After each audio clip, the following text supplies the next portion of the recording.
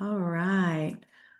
Welcome, everyone, to our May 2025 Airflow Town Hall. This is a very exciting town hall because it comes on the heels of the release of Airflow 3, the most anticipated release in Airflow history.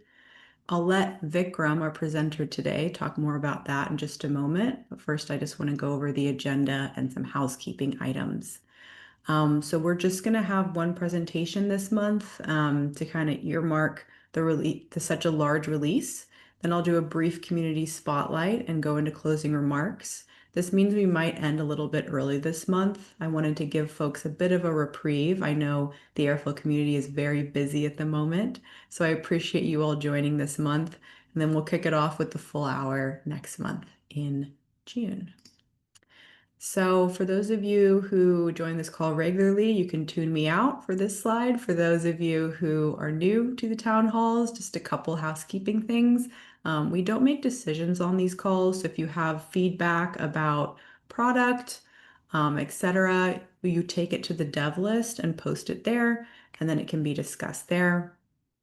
Obviously, this is open to everyone to attend. And then I record these meetings and they're always posted to the Apache Airflow YouTube. And we also post the recordings to the dev list and in the town hall channel in Airflow Slack. I get a lot of questions every month. Is this recorded? Yes, it's always recorded. Yes, the recording is always posted for everyone to see. So I appreciate that everyone asking those questions. And with that, I'm going to kick it off with Vikram Koka, the Chief Strategy Officer here at Astronomer, as well as a PMC member and committer. And he's going to be walking you through what you can expect to enjoy in the Airflow 3 release. Vikram, I will let you take it away from here. Thank you, Brie. Let me actually share my screen really quick.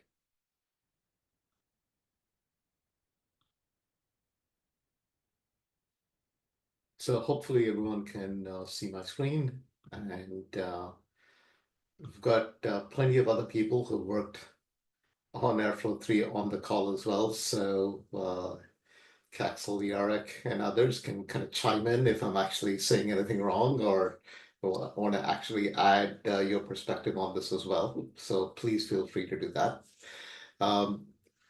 Clearly, as Brianna said, we've just released Airflow 3 due to the huge amount of work from a whole number of people around the world. Without a doubt, the biggest Airflow release ever from just the sheer scope of work which we actually did.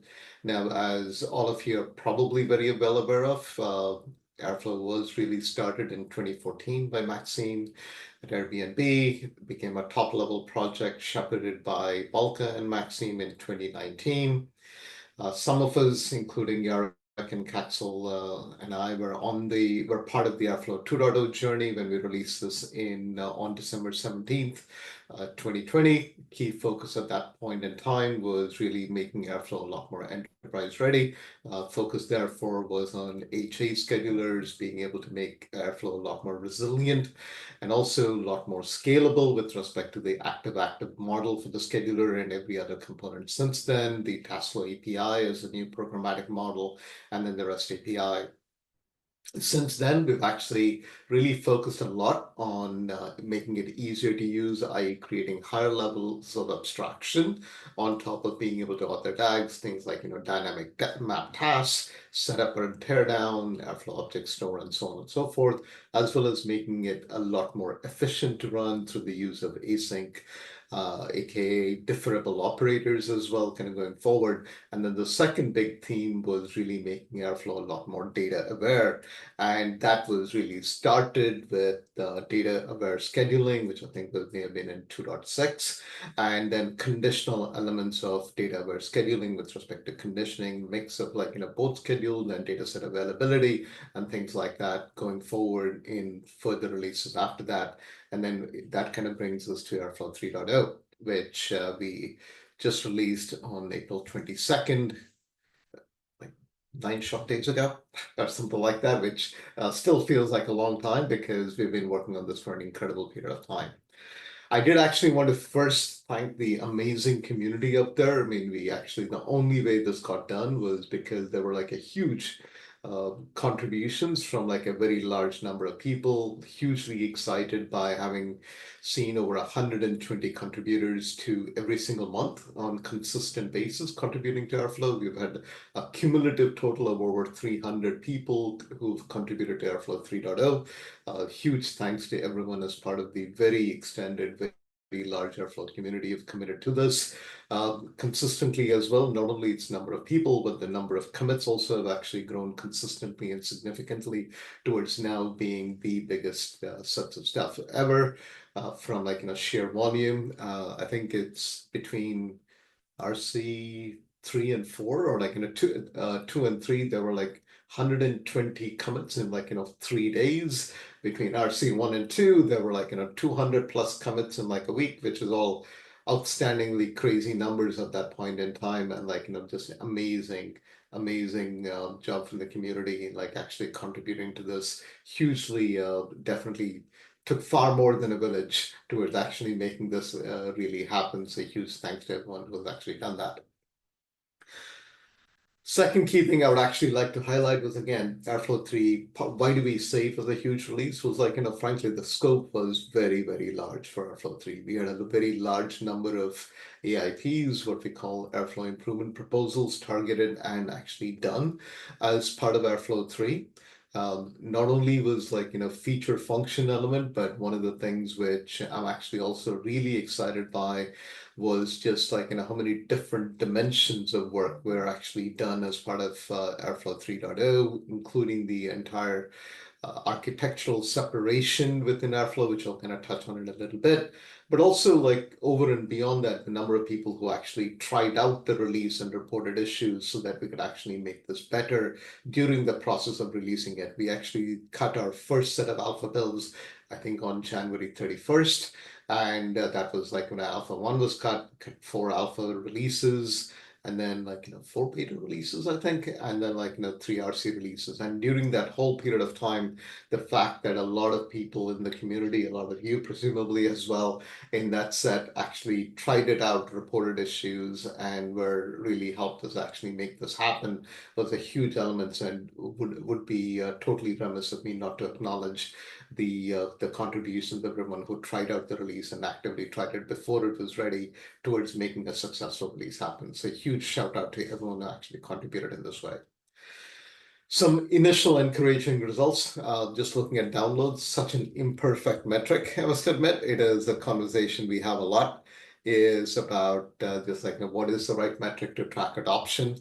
One metric, not necessarily a perfect metric, but a metric nonetheless, is actually looking at downloads. And right now, from the numbers you can see, we've had over. Actually, if I run the numbers today, it's like probably well over 400,000 downloads so far, but it's like, 6% like when I ran this like 2 days ago, basically looking at a 1 week time period, 22nd through the 29th of people already trying out Airflow 3.0. Some interesting elements, which was a little bit surprising to some of us, was after 2.10, which is the most downloaded release, being the last 2.x release. The biggest element of downloads was really 2.6, which seemed a little bit counterintuitive, but that's actually what it shows right now. If anyone has any thoughts or suggestions as to why that is, please do let us know if there was something on that element. But it was just something which was interesting, and like, some element of discussion which we did have. But this is a breakdown of releases which we actually see at this point from like, again, not a huge amount of data, just about a week's worth of data, but we're starting to see initial signs of adoption for 3.0. Getting back to, what is in 3.0, just as a very quick recap for those of you who may not be aware. 3.0 was really focused on 3 primary key themes on 3.0, no coincidence, I mean, completely as a coincidence. The first one was really making Airflow a lot easier to use. The second one was stronger security. And the third one was the architectural change, which really enabled running tasks anywhere at any time in any language. The easier to use bucket, and again, like any feedback on this, as people are trying out 3.0, first key one was really DAG versioning, which based on the Airflow surveys has consistently been the most requested feature in Airflow for past 3 surveys. I would say, at least for 3 years running, until the most recent one, which was when the assumption was it'll be done in 3.0. DAG versioning really enables DAG authors and users to be able to look at the historical versions of the DAGs within the Airflow UI, including the code, including the run information, including the metrics, including the logs, and all the operational metrics of a prior incarnation of that particular DAG, and which is hugely helpful from a diagnostic standpoint, is hugely helpful from the perspective of being able to say, hey, I just made this change. Did this always break, or did this just suddenly start breaking? How can I go back and look at basically what it was, and so on and so forth. It has been very well received. I think one of the most common questions I get asked when we've actually done demos is, can I look at the code for a previous version? And the answer is yes, you can. Can I look at a task which has since been deleted and look at how that performed? And the answer is yes, you can. And that's one of the key things which we kind of focus a lot about in DAG versioning. I think Jed and Ephraim and the rest of the team did an amazing job in working on it, and we've kind of seen consistently really good reactions on that front. Now, one of the things I'd urge people is, this is software. There is always something we could do better. And so when you actually start using these particular features in real life, if you feel like, hey, this would actually make this better, this is good, please do let us know, like all the regular communication channels. But in this for this kind of information, we'd really prefer this to come as a GitHub issue. Doesn't have to be a bug. It could be a feature request, which is an add-on feature on saying, hey, it'd be nice. One of the things I tend to get asked quite a lot in this is like, is the version only auto incremented? Can I specify my own versions and stuff like that? And how does it show up on the UI? But you might have very different perspectives. You might actually say, hey, this would actually work better for my use case if this worked differently. So please do let us know. The second key thing from an ease of use standpoint, and a huge shout out to the team who worked on this, is the UI modernization. Airflow 3 was a complete UI rewrite in React, which is absolutely no small feat.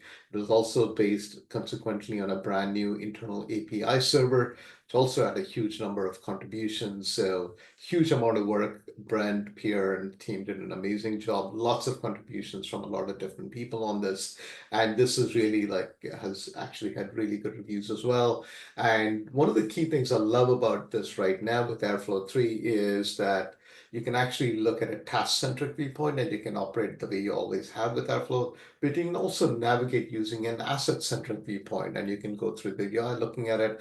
And traditional, as always with Airflow, we've tried very hard to not be opinionated and to say, hey, you can actually use it in whatever way you think is the best for you as a DAG author, whichever mechanism makes sense. Again, that's Airflow is a very generic platform, but we actually have a couple of different mechanisms which we strongly encourage. But again, we're not trying to be very opinionated in this part, and the UI flow actually represents that and demonstrates that as well. The third key thing, which from a usability standpoint, we hear a lot of feedback on, is backfills at scale. This is, again, one of the features which was very commonly asked for in the Airflow surveys. Backfills is something which is relevant for going back in time to kind of add additional column information for analysis in an ETL use case or an ELT use case. And in MLOps and in AI use cases, it is being able to fill the data based on an updated model. You've got a new model, you want to actually say, hey, let me rerun all my predictions based on this model and go run this back in time. That entire process of being called a backfill, whether it is for a model run or a genetic AI, whether it's a model which you've actually trained or using a Gen AI model. This has again been basically very well received. In Airflow 2.x, backfill was like a CLI command, and actually, even more so in Airflow 2.x, we actually get 3 different incarnations of the scheduler. One of them used for backfills, one for the primary scheduler, which is for schedule runs, and the third for what we call the mini scheduler, which was really for optimizations of task runs to reduce latency. As part of Airflow 3, those have been consolidated into one, and backfills now is available through the API, through the UI, One of the things you might be really interested in is configurations and how do you configure the max number of backfill runs that's available in the UI. You can configure that independent of DAG runs, which is one of the very common features people do ask for.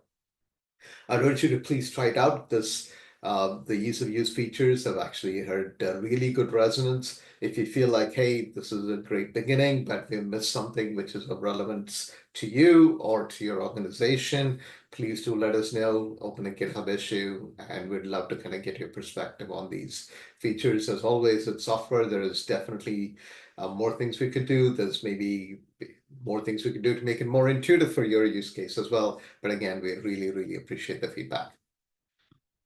Moving on towards security and stronger security. There's actually an interesting element of this. It's like one of those things wherein Airflow had tremendous adoption because data engineers would download it onto their laptops, be able to start creating pipelines in Python, basically IE tags, and start running them. It would kind of other members of their team or coworkers would also kind of say, hey, how are you doing that? Can you show me how? And that kind of grew widely in a large variety of organizations. But as enterprises really started using this for mission critical and business critical pipelines and workflows, there was much more of a desire to say, hey, how do we actually use this for enterprise use cases in the context of stronger security, um, permissions for data access within organizations, within the enterprise, and really the notion of task isolation was the way a lot of people asked for in the Airflow surveys, became a request for enterprise organizations. Now with Airflow 3.0, we've actually implemented task isolation by really decoupling the execution of the tasks, i.e. the stuff which runs in the workers, from the orchestration of the tasks, i.e. like scheduling them and making sure that the visibility of these particular tasks exist through the API and the web server and so on and so forth. We've actually done this to what we call the task execution interface. And now that's actually one of the key changes which is available as part of Airflow 3.0. Now, through this element, this enables a much stronger security posture for us going forward. The improved security reduces the possibility of unauthorized data access by people retrieving connections, because using the Python code, you can actually access anything in the Airflow metadatabase, including connection information. Each of the tasks now access an API server through the task execution interface that actually is enforced through a JWT token, which kind of enables a strong verifiable identity. The fact that all these interactions now go through an API makes it easier to audit it. And finally, also, we actually believe very strongly that this also gives us much greater scalability because it's far lower overhead. In Airflow 2.x, each worker would actually have at least 2 database connections. Now, the workers, because they connect to the API server going over the task execution interface, the workers don't connect directly to the database anymore. Much lower overhead towards actually executing that, and enables much larger scalability for deployments of the API server to kind of go forward. So we're really excited by this particular change as part of Airflow 3 for the significance of how it enables us to have a much stronger security posture going forward. Finally, and one of my favorite features is really being able to run tasks anywhere at any time in any language. The fact that this orchestration and the execution is now decoupled through a very generic interface, what we're calling the task execution interface, enables these tasks to be run on completely remote clusters in a very secure manner, and respecting the security policies of like any organization with their which actually would not want any admin privileges to dial in to kind of be able to kind of say, hey, I want to run this here. Now, this completely is based on calling out to the orchestration level, which really enables execution to run in remote clusters, hybrid clouds, being able to run tasks on your local data centers and be able to orchestrate it remotely, and respecting elements such as data governance and data sovereignty. So remote execution is a key feature and a key thing which we really believe very strongly with is enabled with Airflow 3. You might actually do this because of data sovereignty. You might actually do this because you want to actually use GPUs for a certain set of jobs, and you actually want to use CPUs for all your other tasks. And you can actually do this with Airflow 3 very well. This is actually enabled through a couple of different AIPs, i.e. the task execution interface, and then coupled with the edge executor, which is built on top of it. So we're very, very excited by this set of capabilities. The second key thing, again, which has seen a tremendous amount of resonance, is Airflow has historically been scheduled jobs only, or scheduled DAGs can only be run on a schedule. We had actually introduced dataset or data-driven scheduling earlier as part of the datasets feature, which I referred to earlier as data awareness. Now this is really expanded to enable Airflow pipelines or Airflow DAGs to be run based on events generated in a different system completely. And this capability is what we're calling event-driven scheduling. This is built on top of actually what we're calling data assets, which is the next generation of data sets. It's a lot more abstracted view on top of data sets. Data sets were going to be generally based on physical data assets, on physical data sets. Data assets are more general. These can represent pipelines. These can represent models. I'm sorry, in addition to physical data sets. And one of the key concepts introduced as part of this is really what we call watchers, i.e. which watch for data sets. And this is a foundation rather, which enables event-driven scheduling. This is enabled through a very generic interface right now, which we call a common messaging interface. The first incarnation of this as an implementation supports AWS SQS. One of the most common questions we get asked is for additional capabilities, i.e. additional messaging system support, which should be forthcoming as we actually encounter both desire and contributions on this front. But something else we're really excited about Airflow being able to react to events and be able to being generated outside in the overall data ecosystem. And this also enables near real-time pipelines, which really reduces data latency, which has been a very critical need for a lot of different people. The third key thing which we've actually done is in support of inference execution. We have struggled with the name for this within Airflow. Airflow historically, because of being running on a schedule, has a notion of an implicit data interval.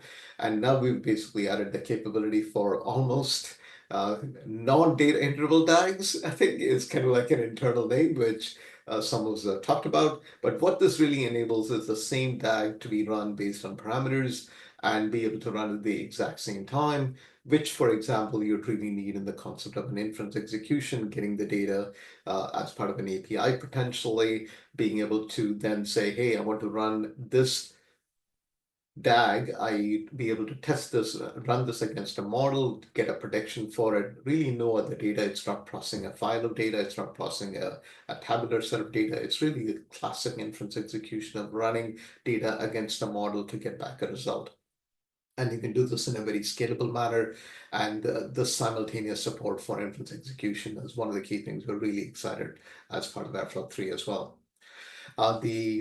There's a lot of underlying details on it, but this is an area we expect to continue evolving. So any feedback on this would be wonderful. We'd really appreciate your perspective on hey, this is great. It's 80% there. You're missing these other cases. We'd love to hear from you on your particular journey along this particular aspect as well.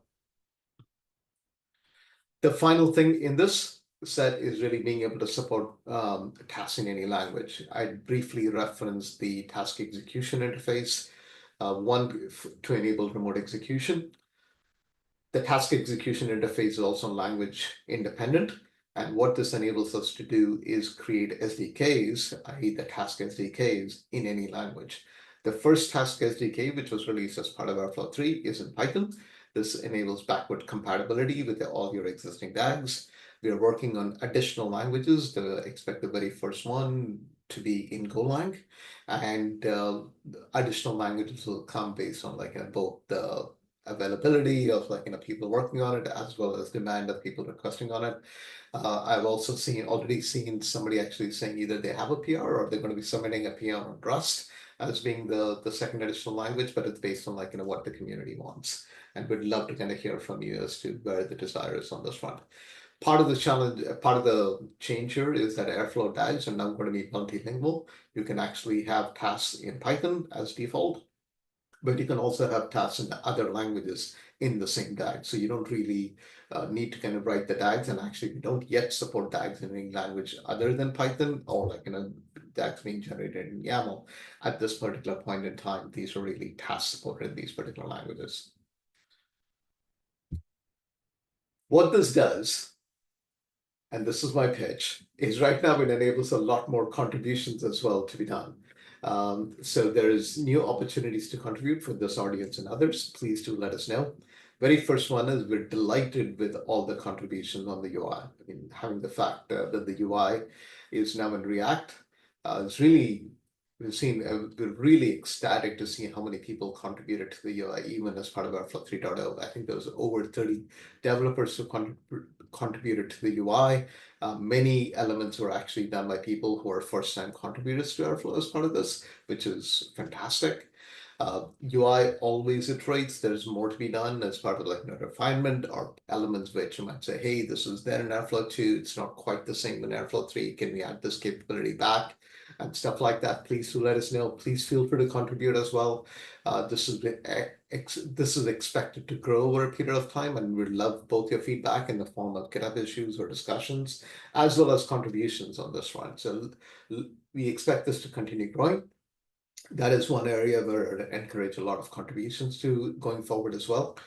The second key thing is like there is one key element which we actually do intend to add very soon, which is UI plugins based on the React framework.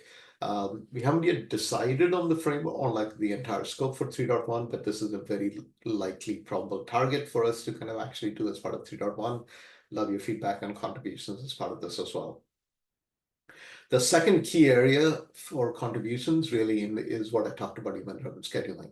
We have introduced the concept of asset watchers. We've introduced the concept of common messaging abstraction. Probably the most common thing I tend to get asked for when we've talked about Airflow 3.0 is additional messaging integrations. I think somebody has just opened a PR maybe a couple of days ago on Kafka as being one of the key implementations thereof. We'd love for other people to contribute additional integrations, whether it is for Google PubSub, like Amazon Kinesis, or other abstractions and other messaging systems. Please do let us know. Please contribute. We actually do expect some of the messaging abstraction potentially to change as we define additional integrations, but we think overall it seems in reasonable shape, but we will know. But definitely we expect a lot more integrations as part of these particular watchers. I've also heard of like Snowflake integrations and other things for like being able to watch for changes in external systems, in external data systems through this particular concept. Please do let us know. Please contribute. Would love to kind of get your perspectives on this as well. Finally, and by no means the least, is there have been significant security improvements made in the CLI as well. As part of this process, there's a lot more work to be done. We're actually working on a remote CLI capability, which we're calling Airflow CTL. And that'll actually is very much work in progress. So those are key areas. Please don't feel like you need to create a complete new AIP to contribute to this going forward. We very much strongly believe that Airflow 3 is a new platform, is a new generation for a lot more additional contributions to be able to build on top of this. So there's multiple areas you can contribute. You can obviously contribute just by trying it out, reporting issues, please do so. Documentation, please do so. And then finally, contributions into the core Airflow. But these are some areas which are just trying to give suggestions and guidance where we'd love to kind of have different perspectives. If you want to contribute a new language, TypeScript, JavaScript has come up as well. Please do let us know as well. We'd love to kind of have your perspective on this. Airflow is built by the community for the community. Love your perspectives on this and guidance going forward. Please do try out Airflow 3.0. Would love your perspective on where things are and how things are coming along. And with that, handing it back to Bree. Thank you so much, Vikram. And I'd be remiss if I didn't also thank all of the contributors to Airflow 3. I've been watching closely from the sidelines, and it's been so incredible to see all of that engagement and long hours and extremely long hours and very hard work. So thank you all again to everyone who contributed to that release. I know the list is extremely long, so appreciate all of that. Quick community spotlight from me. I just dropped in the chat all of the links to the resources that I am about to share with you all. So Astronomer is hosting an Airflow 3 Roadshow. So we're going to 5 cities globally, starting in London on May 21st, and it's a full day of Airflow 3 content. So this is open source geared, so it's not, this is an event that's owned by Astronomer. I want to make that clear. It's not a Airflow specific event. That being said, we will be focusing on all things Airflow 3 at this event. So make sure to check that out. I just dropped the link there in the chat. And then one other thing I want to note as well is that Airflow Summit is coming up on October 7th through 9th. Definitely make sure to register for that event. I just dropped the link there as well. I know many of you have submitted your call for presentations, and I definitely appreciate that. The final ones are still in review for round 1, but you can still submit for round 2. So definitely make sure that you are registering for Airflow Summit, checking out that awesome event. Again, it's going to be 3 full days of Airflow 3, Airflow in general. We have some amazing speakers lined up for you. So please make sure that you are checking that out as well. And then as always, make sure that you join Airflow Slack. Make sure that you join Meetup as well. We have 13 countries and 21 chapters represented there. We always have events coming up. You can check those out on that page and the link that I shared in the chat. Make sure that you also subscribe to the Airflow newsletter, monthly update of all things Airflow, and then also make sure that you join the dev list. So I saw a question about contributing to Airflow. Joining the dev list is a great way to start so you can kind of get to see how contributions are made and how these discussions are had.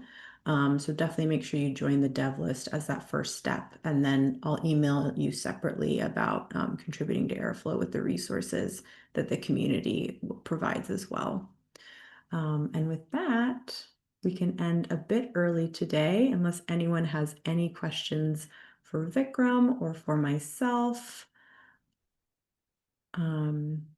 But again, lots of Airflow 3 stuff coming out in the coming weeks here, so lots of content for you all to enjoy.